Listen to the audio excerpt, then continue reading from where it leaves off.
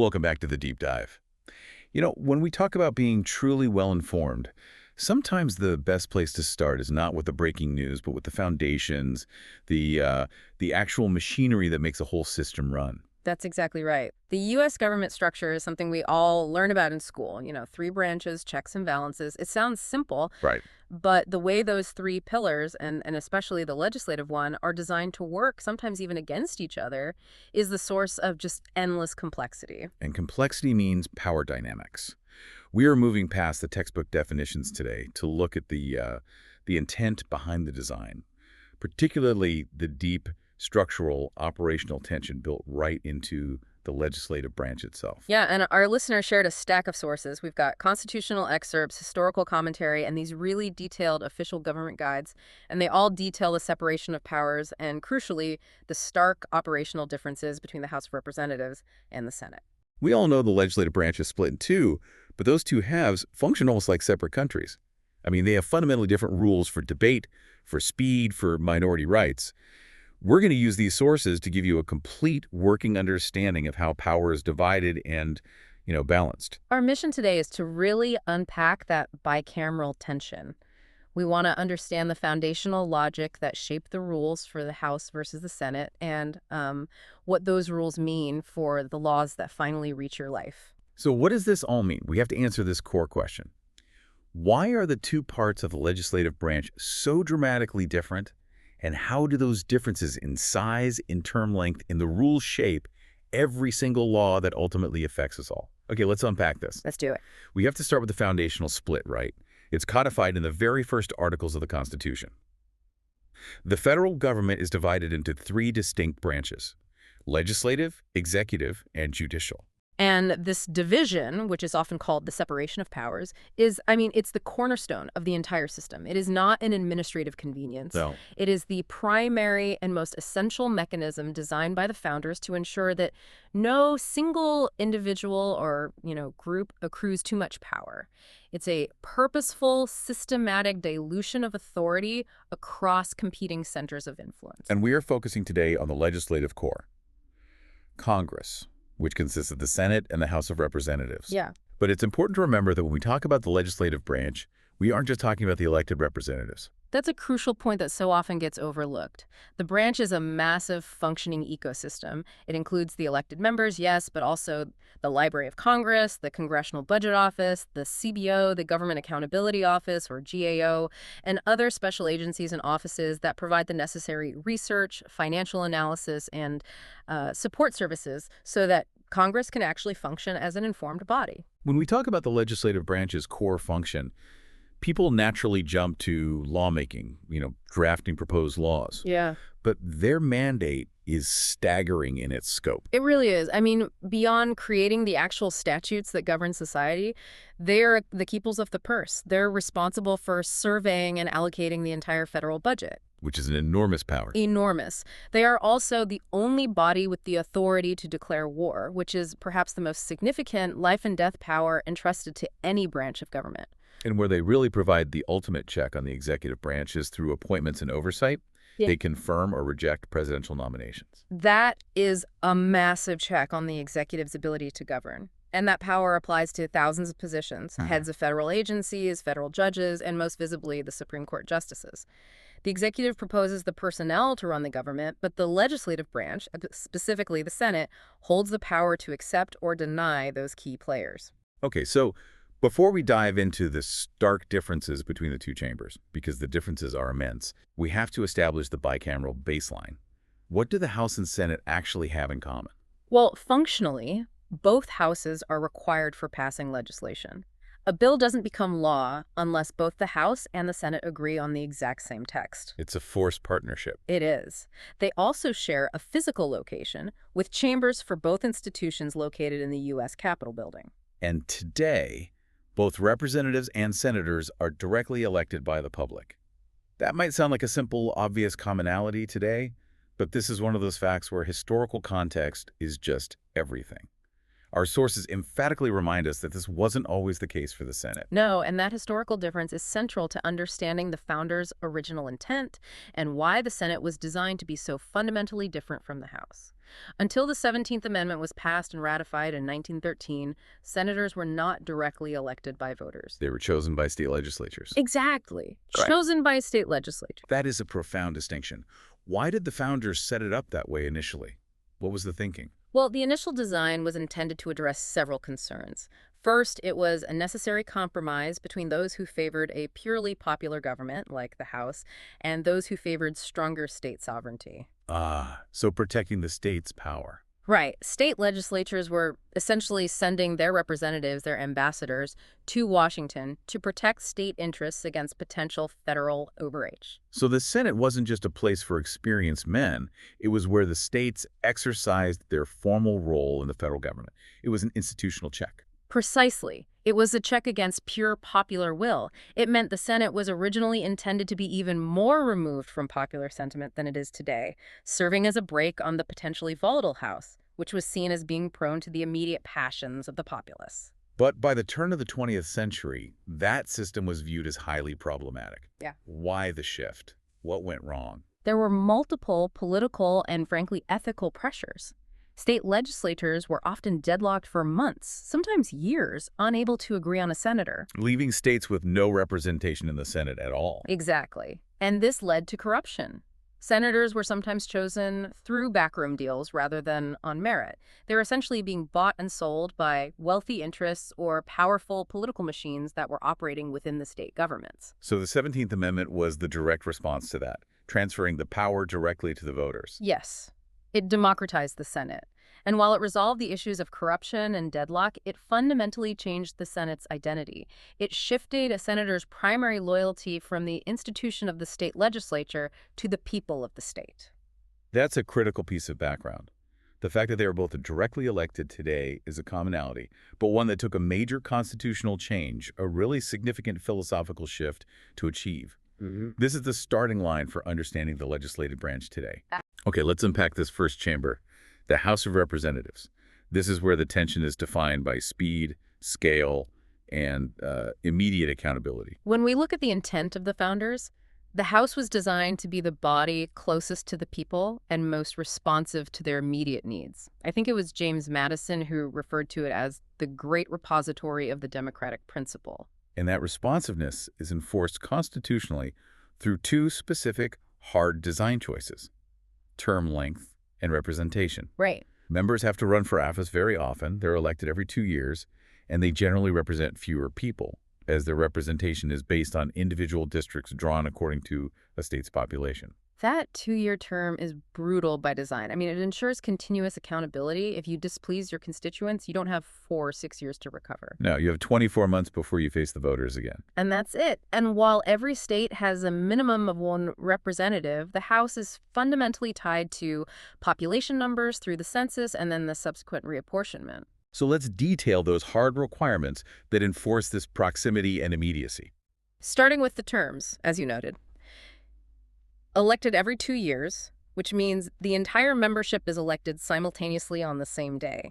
If public sentiment shifts dramatically, the entire composition of the House can change overnight. The constitutional requirements are also a bit lower, which reflects this intent for immediate responsiveness rather than relying purely on long political experience. Exactly. You must be at least 25 years old and a citizen for 7 years. It's supposed to be the body for the rising politician, not just the seasoned statesman. And then there's the size. The operational reality of the House is just dictated by its massive scale. We're talking about 435 voting members. 435. That is 4 times the membership of the Senate. And trying to get 435 people to run a meeting requires absolute adherence to procedure. Otherwise, you just have chaos. This is where we transition from constitutional intent to just practical necessity. Because of its sheer scale, the House must operate under incredibly strict procedures, and crucially, it limits debate. It has to, or nothing would ever get done. And due to the high turnover inherent in that 2-year election cycle, the House has to formally adopt new rules at the beginning of each new Congress, every 2 years. So they start from scratch. In a way, yes. They vote on the rules that will govern their procedures for the next session. And this is an incredible power in itself.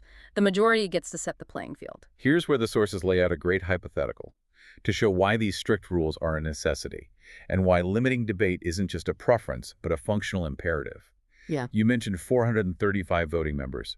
What's the math on that if everyone wanted to speak? It's physically impossible. I mean, just imagine if every single one of those 435 voting members insisted on speaking for just 15 minutes on a contentious issue.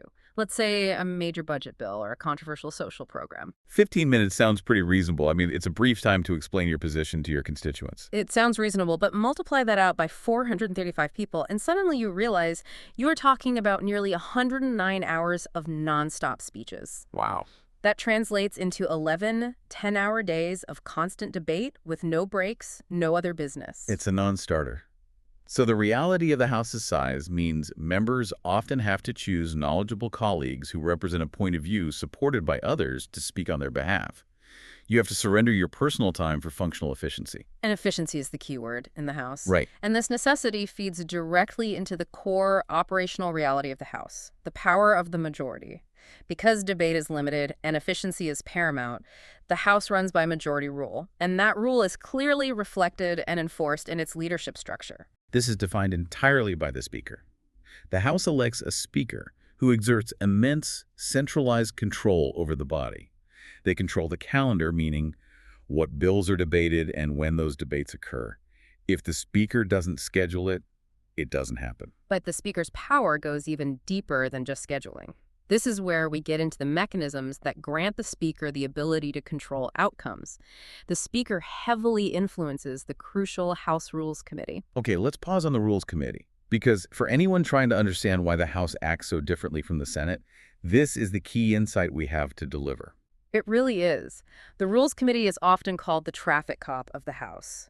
And it's highly unusual because the Speaker essentially appoints the majority members of this committee, which makes it a direct tool of the majority leadership.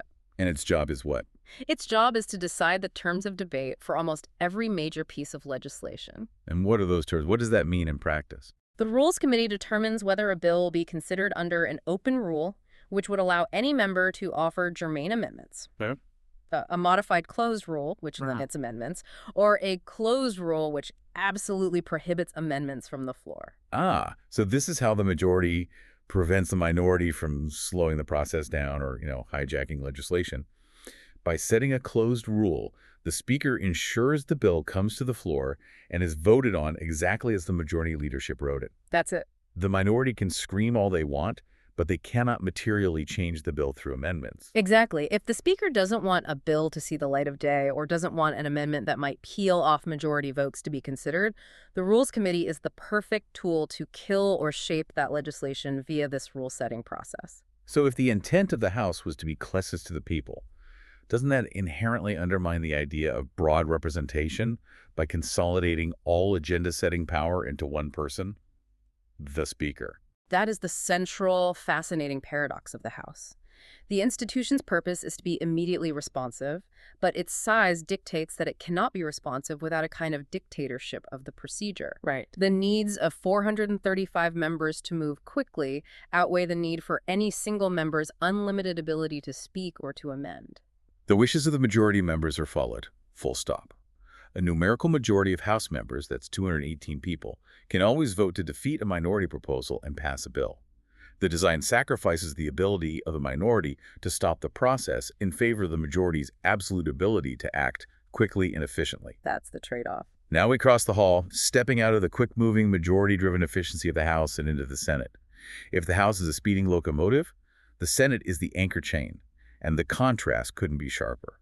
That's the perfect analogy. The intent of the founders for the Senate was fundamentally different. Senators were expected to be more experienced, cooler-headed, and critically less influenced by the ebb and flow of popular opinion. They are designed to slow things down. Instead of representing individual districts based on shifting population, senators represent their entire states, and there are only 2 per state, regardless of the size of the population. Right, whether you represent Wyoming or California, you get 2 senators. And with only 100 members total, they can afford to take their time to carefully consider and debate issues. This small size facilitates genuine deliberation rather than forced efficiency. Look at the constitutional and membership differences. This reflects that intent for greater experience and insulation from political heat. Senators are elected for 6-year terms, 3 times the length of a House member. Imagine running for office once every 6 years. I mean, that's nearly half a decade where you don't have to worry about the immediate political wins or the latest surge in polling data. It fundamentally changes how you vote on tough, long-term policy issues. It encourages a greater degree of independence. And the constitutional requirements reflect this intention for seasoning. You must be at least 30 years old and a citizen for 9 years compared to 25 and 7 in the House. The bar for entry is literally higher, reflecting the idea that they should be seasoned, deliberate figures. But what's most fascinating and most fundamental to the Senate's stability is this concept of the continuous body. Yes. Only 1/3 of senators are elected every 2 years. And the implication of that lack of full turnover is just enormous. It means 2/3 of the Senate remains current members at any given time. So it's never a clean slate. Never. This grants the Senate incredible stability and institutional continuity. When the House has an election, they could theoretically swap out every single member, losing all memory and momentum. But the Senate is always carrying the institutional memory of the previous 4 years, which makes it more resistant to rapid, radical change. And this continuity dictates the operational reality of the Senate. Remember how the House has to adopt new rules every 2 years? The Senate doesn't do that. No. Because it's a continuous body, it relies heavily on tradition and precedent when determining procedure. Precedent is key here. As our sources define it, it's an earlier event or action that is regarded as an example or guide to be considered in subsequent similar circumstances. Right. And the Senate uses these established traditions, often guided by the Senate parliamentarian, who is a nonpartisan staffer, to decide how to proceed with legislation and other business. It's much, much harder to change the rules of the Senate than it is in the House. And because of the lower number of members, deliberation is prioritized over speed. Debate is nearly unlimited, and all 100 members genuinely have an opportunity to influence legislation. There is simply less pressure to move quickly. And this inherent slowness leads directly to the core difference with the House. The Senate structure upholds minority rights. The majority cannot simply run roughshod over the minority the way they can in the House. The fact that debate is unlimited is the practical difference, but what is the outcome of that difference? It forces consensus. Absolutely. This is where the term filibuster comes into play. It's the practical manifestation of unlimited debate. A senator opposed to a bill, or even a small group of senators, can threaten to hold the floor indefinitely, effectively stopping the process of debate and preventing a final vote. I noticed that detail in our sources about the right of a senator to request that a bill not be placed on the calendar or to just speak until they drop. This really weaponizes that unlimited debate rule. It does, and to defeat a filibuster and move to a final vote, the Senate majority must invoke cloture, which traditionally requires a 3/5 vote of the Senate. That's 60 senators. So not just a simple majority. Not at all. This means that if the minority can muster 41 votes, they can generally block a bill, even if the majority party holds 51 or even 59 seats. So in the House, you need 218 votes to pass a bill. In the Senate, you theoretically only need 51, but because of the minority's right to unlimited debate, you practically need 60 votes to stop debate and bring the bill to a final vote. That's a powerful defense for minority viewpoints. It fundamentally changes the calculus of lawmaking. Instead of simply being governed by majority rule, the Senate demands a much broader consensus. And this is reflected in the leadership style. Yeah. The Senate does not have a powerful speaker figure. Instead, the leadership structure is defined by the majority leader and the minority leader. Right. The majority leader leads the party with the greatest number of members. The minority leader heads the party with fewer members in our two-party system of Republicans and Democrats, and they have to work together. They consult. They consult with all members to determine the schedule. The majority leader can't just strong-arm the calendar or unilaterally invoke a closed rule the way the speaker can. So the structural integrity of the process gives a single senator out of 100 far more influence than any single representative out of 435. It forces consensus or requires significantly more effort to overcome obstruction. It's an institution built for slowing down the national conversation. Exactly. Now that we've established the dramatic procedural differences, one built for speed, one built for slowness, we need to highlight the specific, critical, and often exclusive powers granted to each chamber beyond standard lawmaking. Right. These are the constitutional tools that reinforce their separate, necessary roles in the government's grand design. It's not just about drafting a law, it's about wielding certain constitutional instruments. Let's start with the exclusive power granted to the House over fiscal matters, the money power. Right. The House has the exclusive money power. According to Article 1, Section 7 of the Constitution, all bills that raise money known as revenue bills must originate in the House of Representatives. Yes, they have to start there. Why this restriction? Why couldn't the Senate start a tax bill? This requirement is deeply rooted in English parliamentary tradition and, of course, the American Revolutionary experience. The founders believed that the power of taxation should reside entirely with the branch of government most accountable to the people. The House, with its 2-year terms. The House. They feared that if the less accountable bodies, like the Senate or the executive, could initiate taxes, it would lead to tyranny or, taxation without genuine popular consent. That makes perfect sense. If you're going to collect money from the taxpayers, the elected body most immediately accountable to those taxpayers should be the one to start the process. Then we have the process of impeachment. This power is split perfectly between the two chambers, serving as an internal check within the legislative branch before we even look at the other branches of government. The House has the power to impeach, which means to formally accuse. That's all it is, an accusation. Right, to accuse a president, a vice president, or other high official of wrongdoing, things like treason, bribery, or other high crimes and misdemeanors. It's a purely investigative and accusatory role that requires a simple majority vote. But the Senate takes on the role of the judicial body in this process. The Senate tries impeachments. The senators essentially act as the jury and judges, presided over by the Chief Justice of the Supreme Court if the president is being tried. And what does it take to convict and actually remove someone from office? It requires a 2/3 majority of the senators present. So the House acts as the prosecutor, requiring only a simple majority to bring the charges, but the Senate acts as this solemn tribunal, requiring a supermajority to convict. So again, the Senate's design demanding that broader consensus makes removal a highly difficult and rare action. Very rare. And finally, we have the Senate's unique powers confirmation and treaty power. These powers give the Senate tremendous, continuous sway over the executive branch's day-to-day operations and its foreign policy. Let's start with treaties. The Senate must give its advice and consent to treaties negotiated by the executive branch. And that approval requires a 2/3 vote. A 2/3 vote. This means the president can sign a major international agreement, but without the support of 2/3 of the Senate, it remains non-binding under U.S. law. This is a massive check on the executive's foreign policy capability. And then there's the confirmation power approving personnel. The Senate must approve certain presidential appointments. And the scope of this is just staggering. We're talking about every cabinet member, all ambassadors to foreign nations, thousands of high-level heads of federal agencies, and critically, all federal judges and Supreme Court justices. The Senate confirmation process is often the most direct and public interaction between the legislative and executive branches. Let's connect that directly to the executive branch structure. Cabinet members, who serve as advisors to the president and include the heads of all executive departments, defense, treasury, state, and so on, are nominated by the president, but their appointment is contingent on being approved by the Senate. Usually by a simple majority vote. It's a constant, formal, and necessary interaction between the two branches, ensuring the president doesn't populate the government unilaterally with people who might be incompetent or, ideologically extreme without any checks.